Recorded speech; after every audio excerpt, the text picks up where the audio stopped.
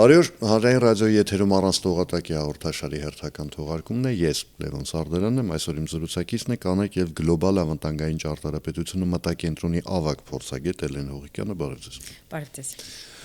Տիկին Հողիկյան, այսպես մի քիչ տարածաշրջանային լայն, այսպես չափաբաժնով սկսենք, խոսք վերաբերում է Միացյալ Նահանգներ Իրան պատերազմին կամ չպատերազմին, արդեն այս բային ամենայն դեպս փառքած ռազմական գործողություններ չկան։ Գիտեք, երբեմն այնպիսի տպավորություն է, որ այս ամեն ինչ որ վիրտուալ իրականության մեջ է, ընդ որում բավական աբսուրդային սցենարով գծված, տեսեք, Միացյալ Նահանգները երկարաձգում է հրադադար, ասում է չեմ խփելու, որովհետև բանակցություններ ում հետ հասկանալի չի, որովհետև Իրան ասում է ես ձեր հետ չեմ բանակցում, ես ձեր հետ բանակցելու ոչինչ չունեմ, բայց միաժամանակ Միացյալ Նահանգները իր հերթին չլսելու է տալիս իր ամենահիմնական պնդման պատասխանը, որ երբ Իրանը ասում է, Թեհրան ասում է, ես միջուկային զենք չունեմ, չեմ ունեցել, չեմ ունենալու, ցանկությունն էլ չունեմ, բայց այս իրավիճակը այսպես հեղեղուկ օդում կախված մնում է, որովհետև չգիտեմ, երևի Իսրայելը այդպես է ուզում։ Եկեք արձանագրենք նախ մի բան։ Տվյալ պատերազմում Իսրայելի եւ Միացյալ Նահանգների նպատակները իրարից շեղակիորեն տարբերվում են։ Եթե Միացյալ Նահանգներին կբավարարեր վենեսուելական տարբերակով ինչ-որ մի սցենարով, հա, վենեսուելական սցենարով ունենալ ինչ-որ մի տարբերակ, որտեղ նա կարողանար հասանելիություն ունենալ որոշումների կայացմանը, նավթի վաճառքի առումով եւ այլն, Ամերիկան կարծում եմ ավելի քան բավարարված կլիներ դրանով։ Իսրայելի դեպքում դա փոքրինչ այլ է, այսինքն կոնկրետ Իսրայելը չի ցանկանում Իրանի հետ գնալ կարգավորման հարաբերությունների, Իսրայելին ավելի ձեռնտու կլիներ, ինչպես եւ տարածաշրջանային մի շարք այլ երկրների դեպքում, Իրանին տեսնել կազմաքանդված տարբեր փոքր կազմավորումների կամ պետությունների կամ կվազի պետությունների տեսքով, որոնք չէին կարողանալու սպառնալիք ներկայացնել ապագայում, անգամ բավականին հեռու ապագայում Իսրայելին։ Այնպես որ քանի որ ունենք նման իրավիճակ, երբ արդեն իսկ տաք պատերազմի փուլը սկսված է, այսինքն բանակցեցին, նախ հիշում եք, առնվազն նախորդ տարվա ընթացքում 25 թվականի 12-օրյա պատերազմի նախորդ հողժողակատվածում նույնպես բանակցում էին, կրկին սեղանին դրված էին նույն պահանջները, բայց էլի բանը եկավ հասավ նրան, որ գնացին ռմբակոծության։ Այդ ժամանակ Միացյալ Նահանգները մասնակցեց բացառապես միջուկային կարողությունների այդ տեղակայման վայրերի ուղղությամբ ռմբակոծում իրականացնելով։ Այս անգամ Միացյալ Նահանգները ներգրավել է գրեթե ամբողջությամբ, հավասարաչափ, ինչքան որ Իսրայելն է ներգրաված, նույնքան էլ ներգրաված են Միացյալ Նահանգները։ Գետնի վրա իհարկե օպերացիա դեռ չի իրականացվում Իրանում, բայց այնուամենայնիվ նրանք բավականին մեծ վնաս են հասցրել Իրանի ամենատարբեր ռազմական տնտեսական, լոգիստիկ կարողություններին, այո։ Սա հաշվի առնելով, եթե միայն սա հաշվի առնենք, պարզ է դառնում, թե ինչու այս ոչ պատերազմ, ոչ խաղաղություն իրավիճակը, եթե կարող ենք այդպես բնութագրել, երկարաձգվում է, այսինքն Միացյալ Նահանգները փորձում է մաքսիմալ համաձայնեցնել օրակարգային առաջնահերթությունների Իսրայելի հետ, քանի որ տարածաշրջանում Իսրայելն է Միացյալ Նահանգների ռազմավարական դաշնակիցը եւ ոչ միայն տարածաշրջանում, առհասարակ դրանք Իսրայելի հետ հարաբերությունները բավականին բարձր են գնահատում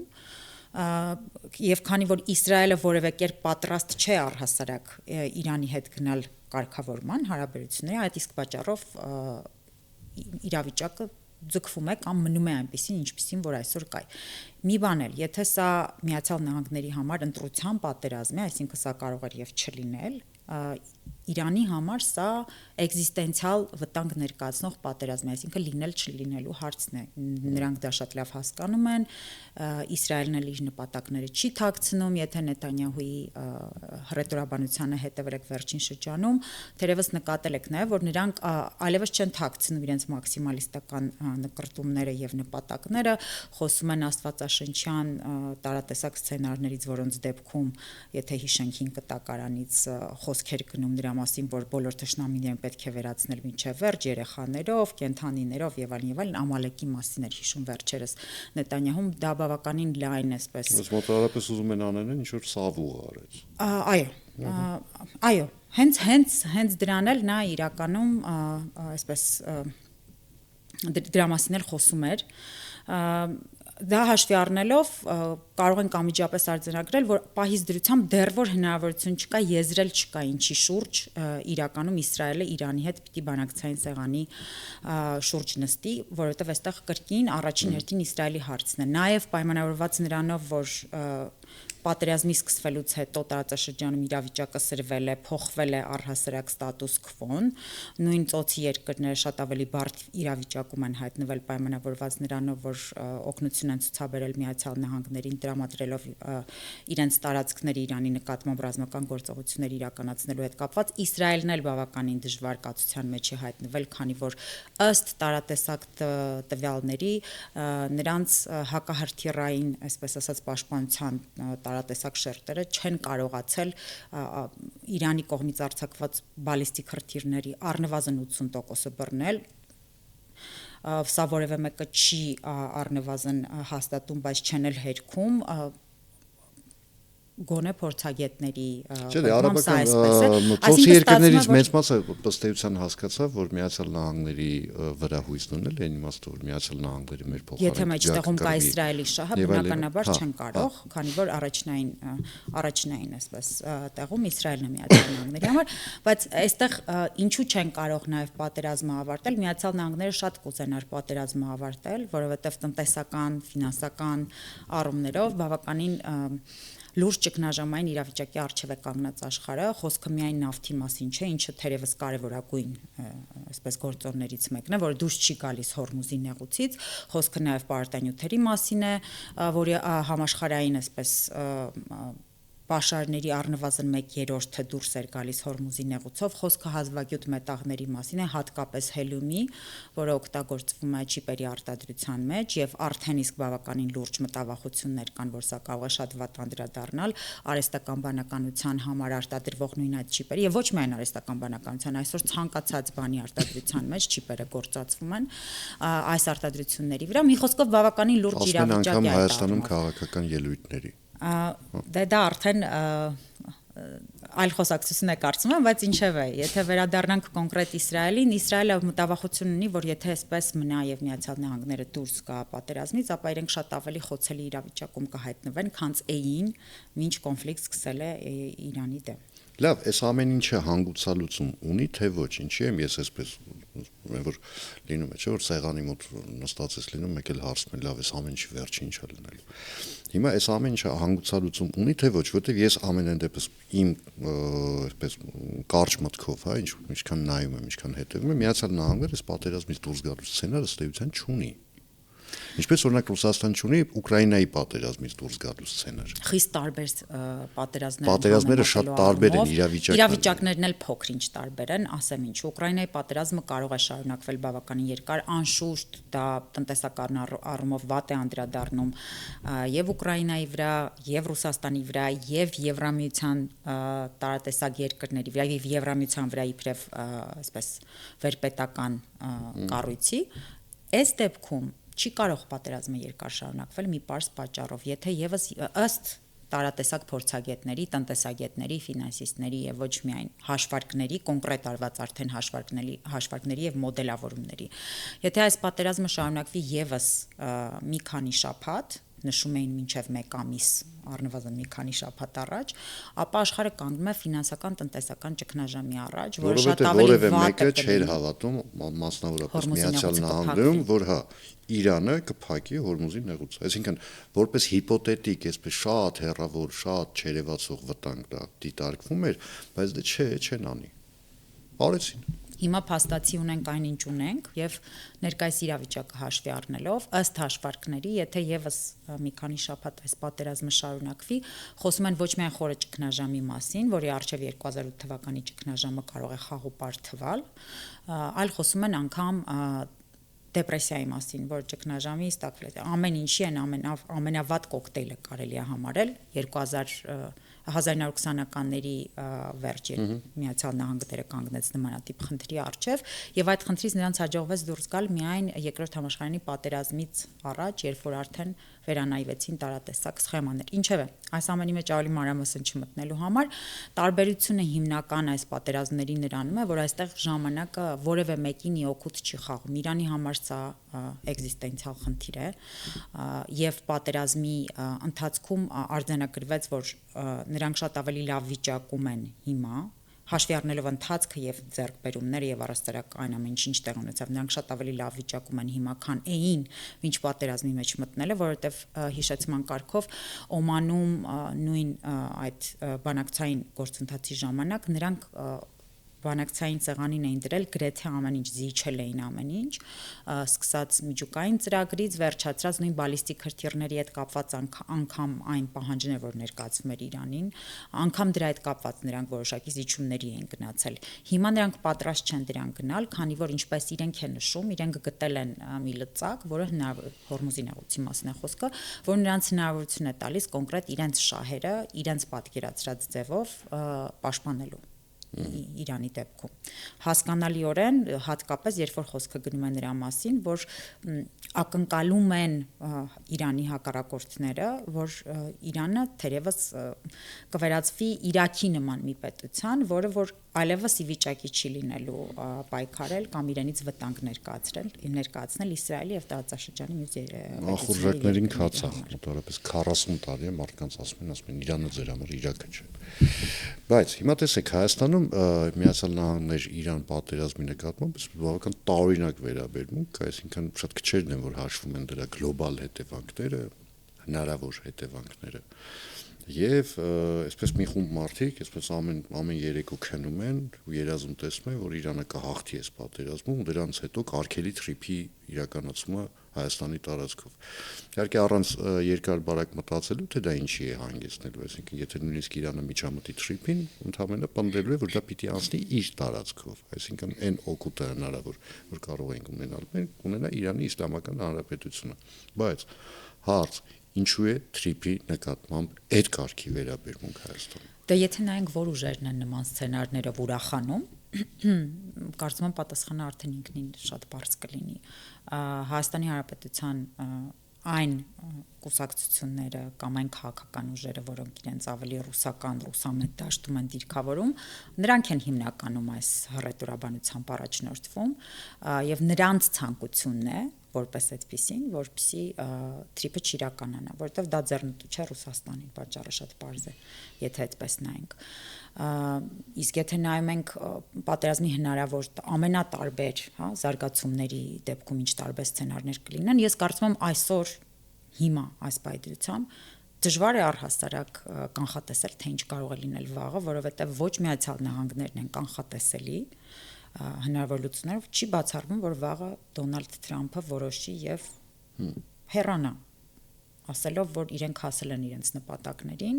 Իրանին առնվազն մի 15-20 տարի հետ են շպրտել, տնտեսական առումով էլ շատ վատ վիճակում է հայտնվել Իրանը, հաշվի առնելով այն վնասները, որ կրել է պատերազմի ընթացքում, դրանով իրենք բավարարված են։ Հիմա դրանից հետո Իրանը ես չեմ կարծում որ Միացյալ Նահանգների հետ այլևս կշարունակի այդ նույն ճշնամական հռետորաբանությունը շարունակել իհարկե եթե ունենա ինչպես իրենք են պնդում եթե ունենա այն առհավատչանները որ այլևս իր նկատմամբ հարձակում չեն իրականացնելու չեմ էլ կարծում որ Իրանը կուզենա մտնել կոնֆրոնտացիոն նույն այսպես տրամաբանության մեջ Միացյալ Նահանգների հետ բացի դրանից այստեղ եւս մի շատ կարեւոր բան պիտի արձանագրենք թրիփի հետ կապված ես տեղանքին չեմ անդրադառնա դրա մասնակետը չեմ եթե չեմ սխալվում շատ ավելի բարդ կլինի այլ ճանապարհով անցկացնել թրիփը, քան այսօր առնվազն նախանշվում է, բայց անդրադառնամ աշխարհաքաղաքական նշանակությանը լոգիստիկ ճանապարհների, բեռնափոխադրումների համար առնվազն, հաշվի առնելով այն իրավիճակը, որ այսօր ունենք նույն Պարսից ծոցում, Կարմիր ծովում եւ այլն եւ այլն։ Հաշվի առնելով, որ ծովային ճանապարհները, որոնք ամենաէժանն են մինչ այսօր եղել եւ շարունակում են մնալ բեռնափոխադրումների համար, դառնում են շատ վտանգավոր պայմանավորված այն կոնֆլիկտներով, որոնք տարածաշրջանում առկա են, հողի վրայով, գետնի վրայով գնացող լոգիստիկ ճանապարհների նշանակությունը շատ ավելի բարձրանում է Եվրասիական մայրցամաքի բոլոր խաղացողների համար։ Եթե հաշվի առնենք, որ TRIP-ը միացնելու այն միացնող օղակներից մեկն էր, որը միացնելու էր ասիական ուղղությունը եվրոպական ուղղության հետ, հիմա մենք ունենք եւ եվրոպական ուղղությունը եւ ասիական ուղղությունը խիստ շահագրգռված, որ այս լոգիստիկ հնարավորությունից նրանք երկուստեք կարողանան օգտվել։ Այսինքն սա այն եզակի դեպքերից է, երբ ասիական տարբեր երկրների եւ եվրոպական երկրների շահերը համընկնում են։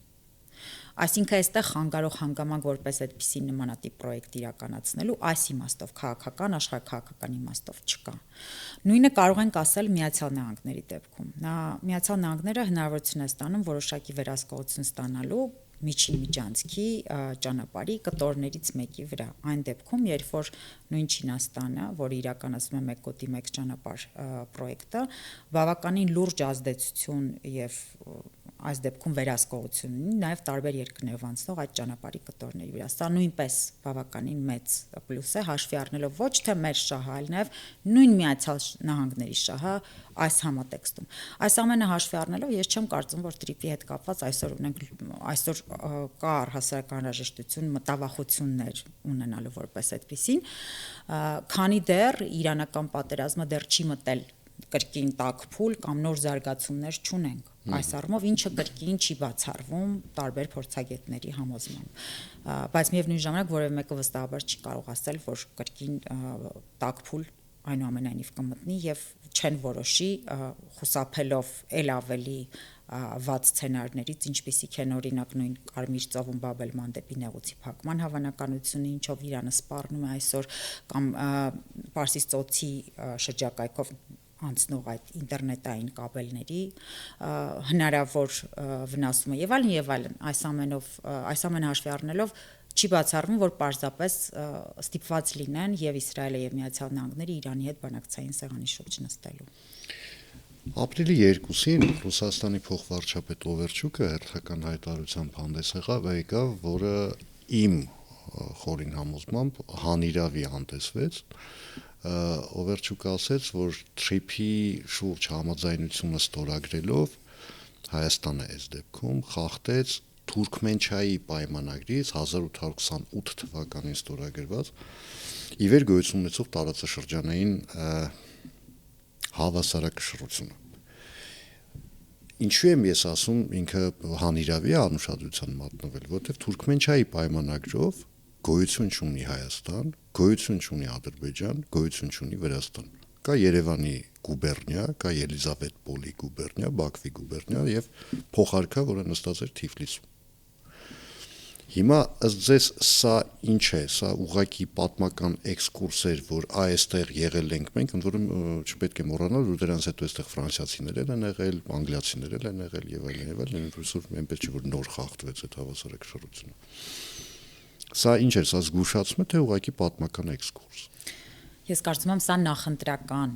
համատեքստում արվող հերթական հայտարարություններից մեկն է ընդհանրապես եւ հենց այդպես էլ դրան պիտի վերաբերվել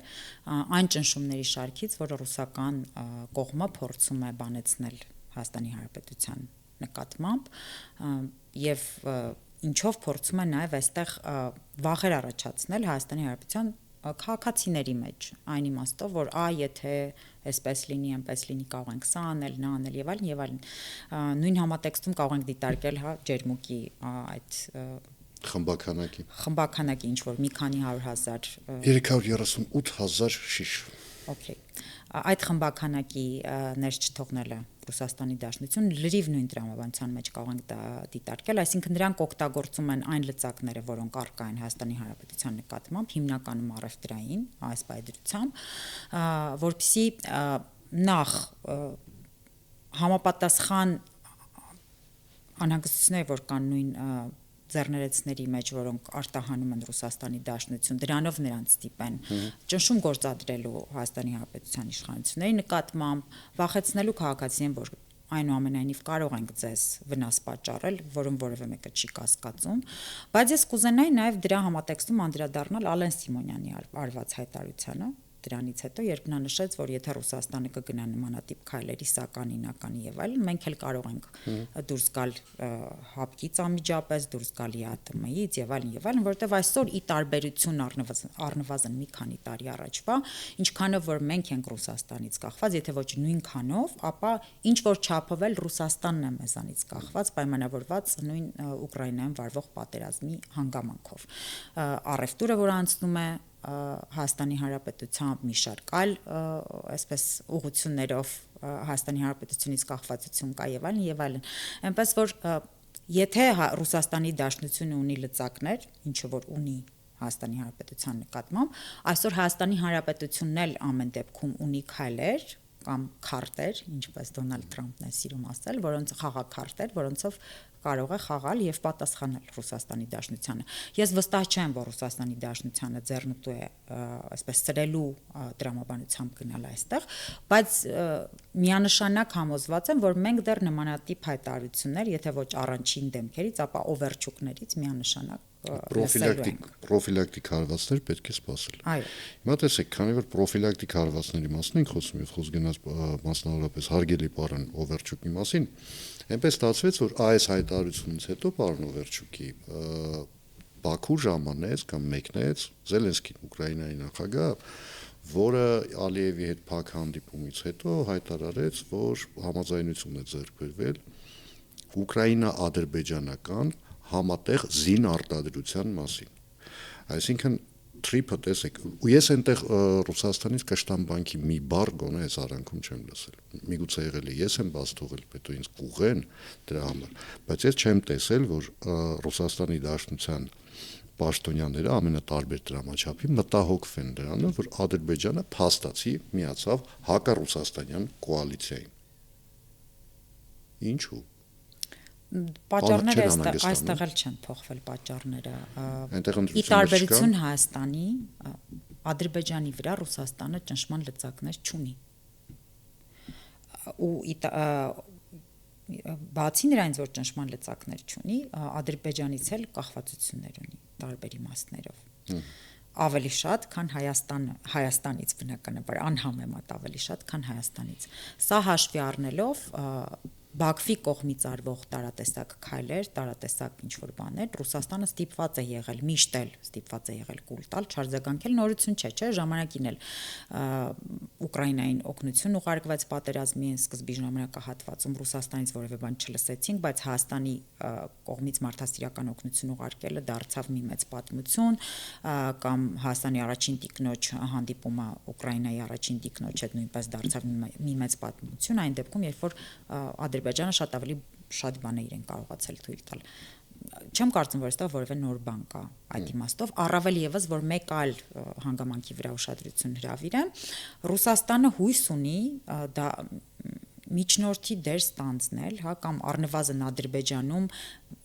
անցկացնել են միջնորդավորված հանդիպումներ, եթե ուկրաինական պատերազմով ենք դիտարկում, վերջերս Զելենսկին նմանատիպ հայտարարություն արեց Ադրբեջան, Թուրքիայում էլ նմանատիպ խոսակցություն եղել է, բայց նմանատիպ հայտարարություն արվեց նաև Ադրբեջանում, որ Ադրբեջանը կարող է հանդիսանալ այն վայրը, որտեղ կարող են անցկացվել Ռուսաստանի եւ Ուկրաինայի միջև բանակցային, այսպես հանդիպումները կամ բանակցությունները որպես այդպիսին։ Այնպես որ սա հաշվի առնելով գուցե եւ ընդհանուր ինչ-որ հայտարարի եկել են դրանով պայմանավորված, դա էլ այն գինն է, որ Ռուսաստանը վճարում է իր լրությամբ կոնկրետ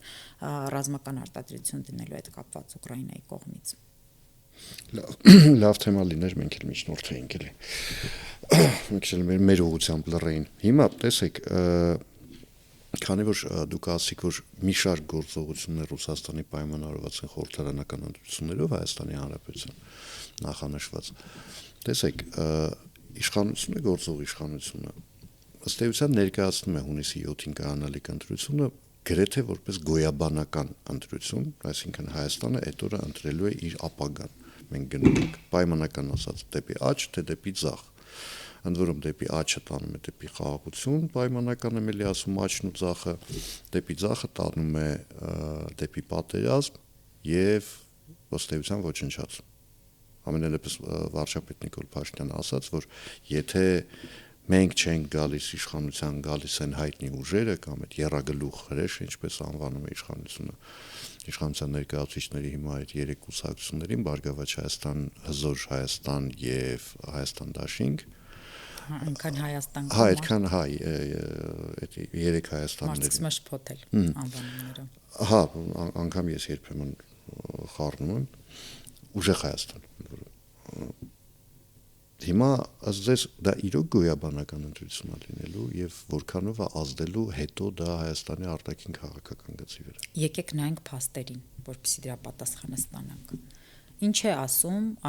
պրոռուսական ուժերի, այդ 3 պրոռուսական ուժերի, որտեղ նրանք հենց այդպես էլ դիրքավորում են, անկախ ինչ կասեն, միշտ է այդպես եղել, հիմա առանձնապես բան չի փոխվել, փաստացիել նույն Սամվել Կարապետյանի ամբողջ բիզնես կարողությունները Ռուսաստանի Դաշնությունում են գտնվում։ Ռոբերտ Քոչյանի դեպքում որևէ նորություն չկա, նա մինչև այսօր էլ պնդում է, որ Ռուսաստանի շահերի համար շատ ավելի կարևոր են, քան շատ դեպքերում եւ գրեթե բոլոր դեպքերում Հայաստանի շահերը։ Գագիկ Ծառուկյանի դեպքում էլ մոտավորապես նույն իրավիճակը ունենք։ Հիմա եթե այս դրամաբանությամբ ենք նայում եւ նայում ենք այն հնարավորությանը, որ եթե այս ուժերը կան իշխանության, նրանք բնական է թրիփը չեն իրականացնելու,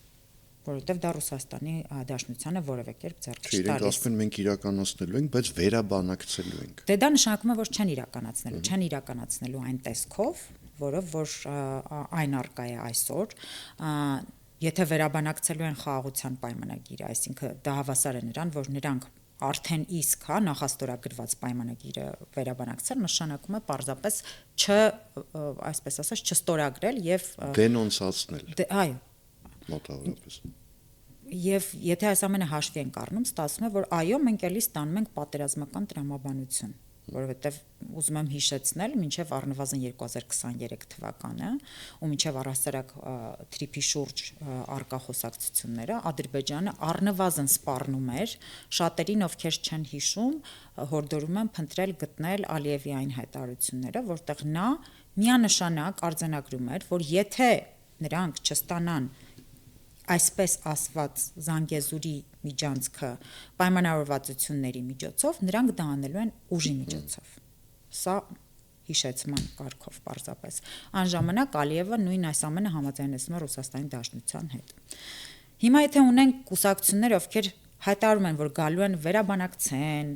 չիրականացնեն, ինչ ուզում եք անունը դրեք, ֆիքսում են, որ նրանք այս տեսքով առաջ չեն շարժվելու, հավասար է նրան, որ չեն իրականացնելու։ Այսինքն նրանք մտնելու են կոնֆրոնտացիոն տրամաբանության մեջ, կոնֆրոնտացիայի մեջ են մտնելու ոչ միայն Ադրբեջանի հետ, այլ նաև Միացյալ Նահանգների հետ, որը որ այստեղ շահառու է։ Այս դեպքում, ըստ ձեզ, Միացյալ Նահանգները ում է աջակցելու։ Հայաստանին, որը հետ է կանգնում իր ստորագրություններից, խոստումներից, պայմանավորվածություններից եւ այլն, թե Ադրբեջանից, որը որ պահանջելու է, որպեսզի այդ միջանցքը իրեն տրվի, արդեն գուցե լրիվ այլ պայմաններով։ Հաշվի առնենք նաև, որ Ադրբեջանը նաև Իսրայելի բավականին մոտ կանգնած պետություն է, դաշնակից պետություն է եւ այլն, որը որ Իսրայելն էլ Միացյալ Նահանգների ամջական ռազմավարական դաշնակիցն է։ Այս ամենը հաշվի եթե առնում ենք, պարզապես իրար կողք ենք դնում փաստերը։ Ըստ ձեզ, ում կողմն է կանգնելու Միացյալ Նահանգները Հայաստանի կողմից իր պայմանավորվածությունները խախտելու դեպքում։ Եվ եթե պատասխանը այստեղ միանշանակ Ադրբեջանն է, մենք միանշանակ պատերազմ ենք ստանալու։ Պատերազմ ստանալու դեպքում էլ այո, ստացվում է, որ այդ հատվածը մեզանից պարզապես խլելու են, ինչպես խոստանում էր Ալիևը, բազում անգամներ, մինչև որ նրան ստիպեցին, նույն Միացյալ Նահանգներն էլ ստիպեց նրան, որպեսզի նա այս պայմանավորվածությունները ստորագրի Հայաստանի Հանրապետության հետ։ Ինչու եմ ասում ստիպեց, որովհետև էլի հիշեցման կարգով գուցե շատեր ուշադրություն չեն դարձրել Դոնալդ Թրամփը իր հանդիպումներից մեկի ժամանակ, երբ պարզապես զրուցում էին, նա ասաց, որ ես նրանց սպառնացել եմ 200% տարիֆներով, ինչը նրանց ստիպեց գալ բանակցային սեղանի մոտ։ Խոսքը մեր մասին չէ, որովհետև մենք ի սկզբանե պատրաստ էինք եւ նույն հենց այս առաջարկով մենք էինք դիմել Միացյալ Նահանգներին, բնական է, որ խոսքը հենց Ադրբեջանի մասն է։ Հիմա այլևս որևէ բան չի խանգարելու, որպեսզի նրանք այլ ճանապարհով գնան։ Շնորհակալություն։ Զրույցի համար հիշեցնեմ այսօր իմ զրուցակիցն էր կանայք եւ գլոբալ անվտանգային ճարտարապետությունը մտակենտրոնի ավագ փորձագետ Էլեն Հողիկյանը, ես Լևոն Սարդարյանն եմ, կհանդիպենք արդեն վաղը նույն ժամին, նույն վայրում, հաջողություն եւ համբերություն բոլորիս։